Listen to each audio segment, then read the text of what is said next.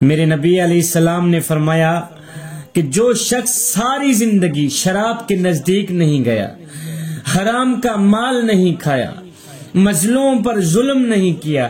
بوڑھے والدین کو راضی رکھا، اللہ کو پانے کے لیے 5 وقت کی نمازیں بھی پڑھتا رہا، فرمایا مرنے کے بعد جب ایسے مومن بندے کا جنازہ نکلتا ہے تو اس کی روح آوازیں دے رہی ہوتی ہیں کہ لوگو جلدی کرو، مجھے میرے اصلی مکان میں چھوڑ آؤ، جلدی کرو، مجھے میرے اصلی مکان میں چھوڑ آؤ، میں ساری زندگی جس رب کا نام جپتا رہا آج اسی کا میں نے دیدار بھی کرنا ہے۔ اس دن کا مجھے کافی عرصے سے انتظار تھا کہ میں کب اپنے رب کا دیدار کروں گا۔ روح آوازیں دے رہی ہوتی ہیں، لوگو جلدی کرو، مجھے میرے اصلی مکان میں چھوڑ آؤ۔ پھر میرے نبی علیہ السلام نے فرمایا جب زانی شخص کا جنازہ نکلتا ہے، شرابی کا، حرام کا مال کھانے والے کا،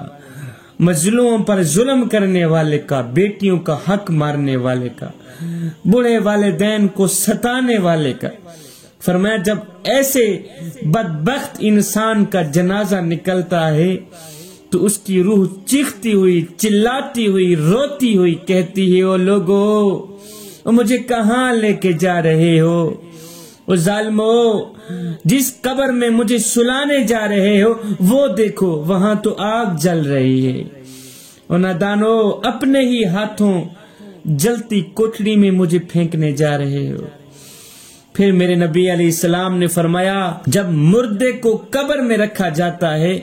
تو وہ 2 صورتوں میں پچھتاتا ہے۔ اگر وہ نیک بندہ ہوتا ہے تو اس بات پر پچھتاتا ہے کہ اس نے زیادہ سے زیادہ نیکیاں کیوں نہ کی، اور اگر وہ گنہگار ہوتا ہے، شرابی ہوتا ہے، زانی ہوتا ہے تو وہ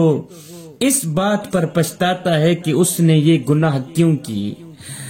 جوانو کیا ہم نے کبھی سوچا ہے کہ ہم نیکیوں کی کمی پر پچھتائیں گے یا گناہوں کے زیادہ ہونے پر پچھتائیں گے؟ یہ تو ہم نے کبھی نہیں سوچا۔ جوانو یہ زندگی کے لمحے تمہارے لیے غنیمت ہیں، انہی لمحوں میں اپنے کریم رب سے اپنا معاملہ درست کر لو، کہیں ایسا نہ ہو کہ ہماری آنکھیں بند بھی نہ کر دی جائیں۔